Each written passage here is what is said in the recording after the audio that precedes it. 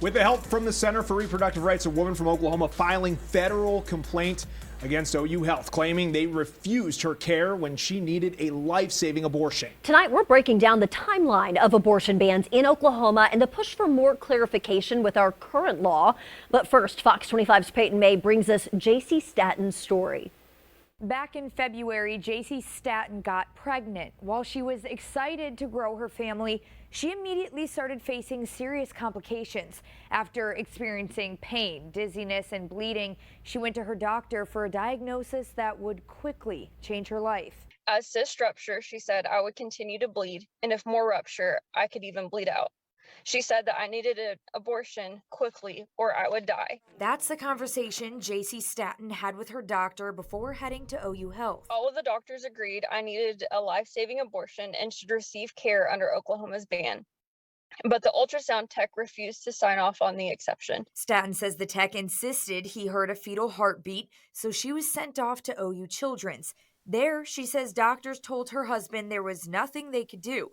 At least not right then. They did tell him that they couldn't touch me until I was crashing and that we should wait in the parking lot until I was about to die. Statton and her family drove to Wichita, Kansas, and she received an abortion she says contributed to saving her life. Her experience is something she wants no other woman to go through and is filing a federal complaint against OU Health for allegedly violating the Emergency Medical Treatment and Labor Act. Emergency rooms are required to provide stabilizing treatment, which can include abortion care, to any patient experiencing an emergency health condition. This incident happened weeks before our state Supreme Court struck down one of Oklahoma's abortion bans, guaranteeing the protection of pregnant women's lives. So we're hopeful that that decision on the state constitution should, moving forward, protect access to abortion in those circumstances. I reached out to OU Health and they sent me a statement saying their health care complies with state and federal laws,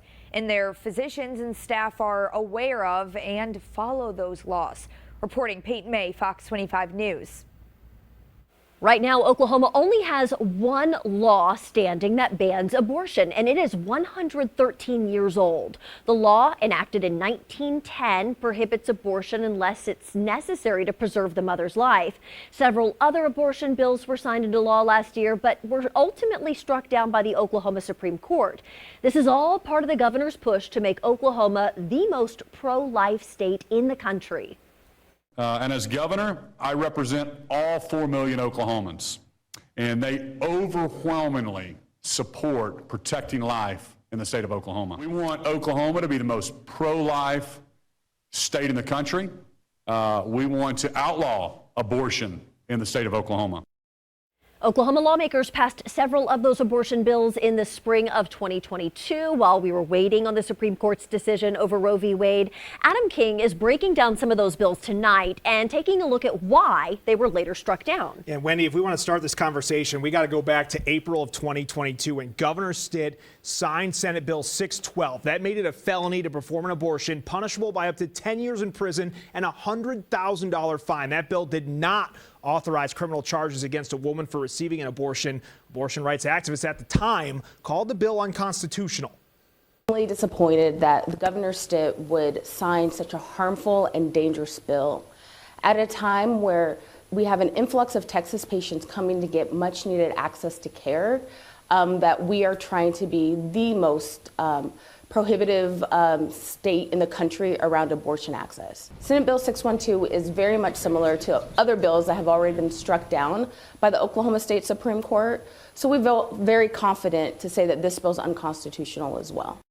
Let's roll forward a little bit. In May of 2022, the governor signed multiple abortion bans into law. Senate Bill 1503 banned abortions after a heartbeat's detected, except for in the case of a medical emergency, and the state's strictest abortion ban, House Bill 4307, was a total ban on abortion starting from conception. The only exceptions were to save the life of a mother or if rape or incest was reported to law enforcement. Now we move you to June of 2022. The Supreme Court overturned Roe v. Wade. Headlines all across the country. This left abortion decisions up to each state. And we fast forward you again to March of this year. The state Supreme Court struck down the law which made it a felony to perform an abortion except to save the life of a pregnant woman in a medical emergency. Justices says they were concerned with the potential for strict interpretations of the term medical emergency, and this May, the Oklahoma Supreme Court also found Senate Bill 1503 and House Bill 4307 unconstitutional and unenforceable.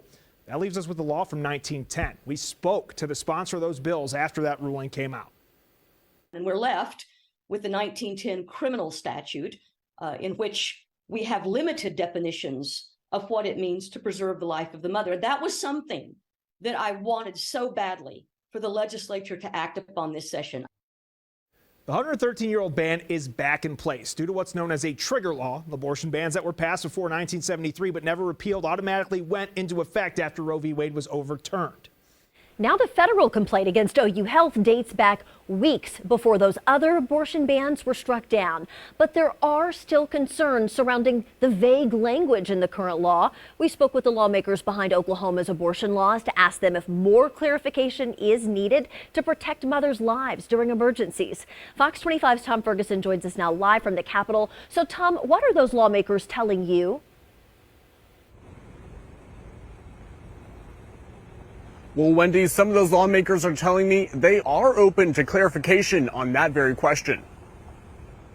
And I believe, honestly, that life happens at conception, and we protected that with the law. Broken Arrow Republican Kevin McDougal says he's strongly pro-life and thinks state law is pretty clear when it comes to emergencies. On J.C. Statton's case, who says she had to go to Kansas for a medical abortion, he had this to say. There's already in the law carve-outs for emergency type situations. So if the doctors felt like she was truly in an emergency for her life, they could have performed an abortion and been within the Oklahoma law. There may be some room for clarification, but at the same time, the laws are pretty clear that if they're in imminent danger of their life, they can perform the abortion.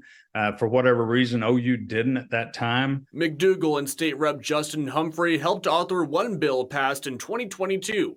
That bill made it a felony to perform an abortion, except to save the mother's life in the event of a medical emergency. In these situations, we should narrowly define that and be able to more define that so doctors would have more freedom to act with certainty, to know when they could act and when they couldn't act. After a series of state Supreme Court decisions, a law from 1910 became Oklahoma's principal abortion law, according to the state attorney general's office. Humphrey says he's for life too and is calling for constructive conversations as the state grapples with the issue and how to best move forward. And I'm pretty much one of the most vocal on abortion. I'm a pretty loud individual, but at the same time, I think we have to bring a little common sense to the table.